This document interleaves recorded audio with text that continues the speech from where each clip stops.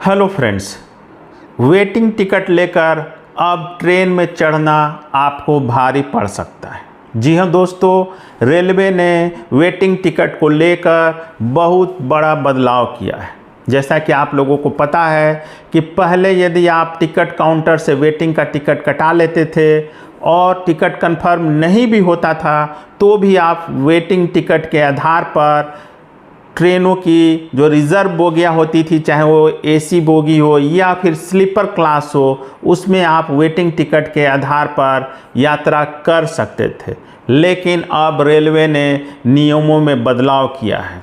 यदि आपके पास waiting ticket है और आपने रेलवे के बुकिंग काउंटर से टिकट कटाया है तो ऐसी स्थिति में आप ट्रेन में यात्रा नहीं कर सकते हैं। पकड़े जाने पर टीटी आपको या तो अगले स्टेशन पर उतार देगा या फिर आपसे भारी जुर्माना वसूल कर सकता है। जी हाँ दोस्तों, जैसा कि आप लोगों को पता है कि पहले जो नियम थे या फिर अभी भी जो नियम है, यदि आप ऑनलाइन टिकट कटाते हैं और आपका टिकट वेटिंग रह जाता है तो वह स्वतः कैंसिल हो जाता था और 1 से 2 दिन में आपको रिफंड आ जाता था। लेकिन यदि हम काउंटर से टिकट कटवाते थे और हमारा वेटिंग नंबर रहता था और टिकट कंफर्म नहीं होता था तो हम उस टिकट को लेकर यात्रा कर सकते थे। हमें कोई फ़ाइन देनी नहीं होती थी। हाँ, थोड़ी परेशानी होती थी क्योंकि कंफर्म सीट नहीं मिलने की वजह से एक डब्बे से दूसरे डब्बे से तीसरे डब्बे में घूमना पड़ता था या फिर बैठकर यात्रा करना पड़ता था या फिर यदि कोई खाली सीट मिल जाती थी तो उस पर हमें समय बिताना पड़ता था, रात गुजारनी पड़ती थी। लेकिन अब यह नियम में बदलाव किया गया है भारतीय रेलवे के द्वारा। क्या है पूरी खबर, इसका आपके ऊपर क्या प्रभाव पड़ने जा रहा है, उसको लेकर हम लोग इस वीडियो में बात करेंगे। तो दोस्तों, यदि आप लोगों ने अभी तक हमारे चैनल को सब्सक्राइब नहीं किया है तो प्लीज़ सब्सक्राइब कर लीजिए, क्योंकि इस प्रकार के इन्फॉर्मेटिव न्यूज़ आपको सिर्फ इसी चैनल पर मिलेंगे। दोस्तों, आप लोगों को पता ही है कि भारतीय रेलवे में इस समय खासकर कोरोना के बाद स्लीपर बोगियाँ काफ़ी कम कर दी गई है। उसकी जगह पर थर्ड एसी और इकोनॉमिक क्लास वाली जो एसी होती हैं उसके बोगी को बढ़ाया गया है और स्लीपर बोगियाँ जो पहले एक ट्रेन में 10-12 स्लीपर बोगियाँ होती थी, अब उनको घटाकर 4, 5, 6 तक ला दिया गया है। ऐसी स्थिति में जो middle class, lower middle class या गरीब तबका है उसके सामने अब यात्रा करना काफ़ी मुश्किल हो गया है। बोगियाँ कम होती जा रही है और भीड़ बढ़ते जा रहा है।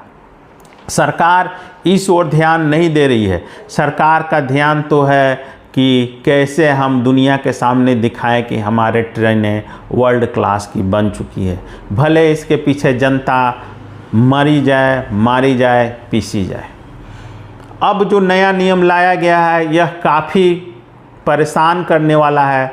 अब आप लोगों को पता है कि दिन पर दिन बोगियाँ तो कम हो जा रही हैं लेकिन यात्रियों की संख्या बढ़ती जा रही है। जो कोरोना के समय में बहुत सारे ट्रेन बंद किए गए थे उन्हें दोबारा चालू ही नहीं किया और यदि चालू भी किया गया तो उनके फेरों को कम कर दिया गया। सीनियर सिटीजन्स को जो छूट मिलती थी उस छूट को समाप्त कर दिया गया। बहुत सारे बदलाव कोरोना के समय, कोरोना के नाम पर, कोरोना के बहाने मोदी सरकार ने लिया था। अब ऐसा ही एक और तुगलकी फरमान मोदी का रेलवे डिपार्टमेंट ने लिया है। अब आप ट्रेन की वेटिंग टिकट के आधार पर यात्रा नहीं कर सकते हैं।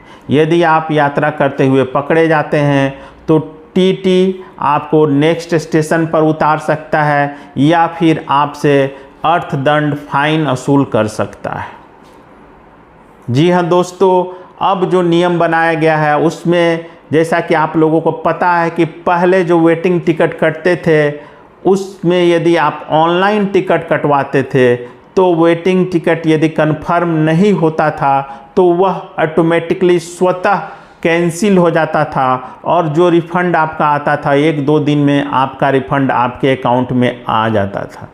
लेकिन जो टिकट काउंटर से, रेलवे के टिकट काउंटर से बुक होते थे और वेटिंग टिकट हुआ करते थे तो यदि हम उसे कैंसिल नहीं कराते थे तो उस वेटिंग टिकट को लेकर हम अपनी यात्रा कर सकते थे और यात्रा करने की कोई मनाही नहीं थी। हाँ, हमें थोड़ी परेशानी होती थी क्योंकि अगर कंफर्म टिकट नहीं होता था तो सीट कंफर्मेशन नहीं मिलने की वजह से या तो हमें यात्रियों से मिलकर एडजस्ट करके यात्रा करना पड़ता था, या फिर नीचे जो सीट बर्थ के बीच में जो स्पेस होता है वहाँ पर बैठकर सोकर जाकर यात्रा करना पड़ता था। लेकिन टीटी आपसे कोई फाइन नहीं वसूल कर सकता था, आपको जबरन उतार नहीं सकता था, हमें यात्रा करने की छूट थी। इसी से लेकर चूँकि आप लोगों को पता है कि अब खासकर स्लीपर बोगियाँ जो हैं वो काफ़ी कम हो गई हैं। पहले 12-13 स्लीपर बोगियाँ था, अब 4-5-6 स्लीपर बोगियाँ लगती हैं। तो ऐसी स्थिति में वेटिंग टिकटों की संख्या 400, 500, 600 तक वेटिंग टिकट रेलवे काटता है। और ऐसी स्थिति में क्या होता है कि अगर मान लीजिए एक बोगी में 72 सीट हैं और वहाँ अगर 400 वेटिंग टिकट हैं और उस 400 में से मान लेते हैं अगर 100 एक्स्ट्रा आदमी जिनका टिकट रिज़र्व नहीं है, वेटिंग टिकट वाले हैं, वो बोगी में चढ़ जाते हैं तो उसको लेकर बोगी में काफ़ी भीड़ हो जाती थी, खचाखच स्थिति हो जाती थी। और जो रिज़र्व किए वाले लोग और जिनका रिज़र्व टिकट होता था, जिनका सीट रिज़र्व कन्फर्म होता था, उनको परेशानी झेलनी पड़ती थी। इसको लेकर बहुत सारे जिनका कंफर्म सीट रहता था वो लोग बार बार सोशल मीडिया पर, नेट पर, ट्विटर पर इसको लेकर फ़ोटो वायरल करते थे, वीडियो बनाकर डालते थे कि किस प्रकार से रिज़र्व बोगी में एक्स्ट्रा लोग चढ़े हुए हैं जिससे यह परेशानी हो रही है। अब रेलवे ने उसी को ध्यान में रखते हुए यह निर्णय लिया है कि यदि आपने टिकट काउंटर से टिकट लिया और आपका कंफर्म नहीं है तो आपके ऊपर फाइन लगाया जाएगा, आपको यात्रा करने नहीं दिया जाएगा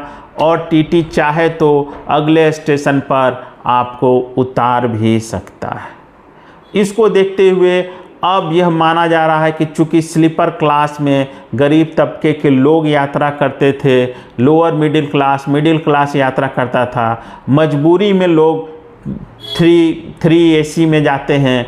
लेकिन अब चूँकि आप बिना कंफर्म टिकट के या फिर बिना RAC के अब आप नहीं चढ़ सकते हैं बोगी में, आपको भारी फाइन दिया जा सकता है। हाँ, अगर आप चाहें तो ट्रेन की जो जनरल बोगी होती है जिसमें बैठने की व्यवस्था होती है, आप वेटिंग टिकट लेकर ट्रेन की जनरल बोगी में यात्रा कर सकते हैं। लेकिन रिज़र्व स्लीपर कोच जो होते हैं या फिर रिज़र्व AC कोच जो होते हैं, उन कोचों में आप रेलवे का वेटिंग टिकट लेकर यात्रा नहीं कर सकते हैं। अब इसे एक दंडनीय अपराध बनाया गया है। दंडनीय इसलिए कि आपके ऊपर आर्थिक दंड लगाया जा सकता है, फाइन लगाया जा सकता है, पेनाल्टी लगाया जा सकता है। तो एक तरह से कहीं ना कहीं रेलवे का यह तुगलकी फरमान विशेषकर गरीब तबके और लोअर मिडिल क्लास के ऊपर पड़ने जा रहा है। दोस्तों, यह वीडियो आपके सूचना के लिए था क्योंकि बहुत सारे हम भारतीय हैं जो वेटिंग टिकट या RAC के टिकट पर यात्रा करते रहे हैं या करते हैं। ऐसी स्थिति में कहीं आपके द्वारा की गई यह गलती आपके जेब पर भारी ना पड़ जाए, इसके लिए सूचनार्थ यह वीडियो मैंने बनाया है। उम्मीद करता हूँ कि मेरे द्वारा जो जानकारी दी गई है वो आपको पसंद आई होगी।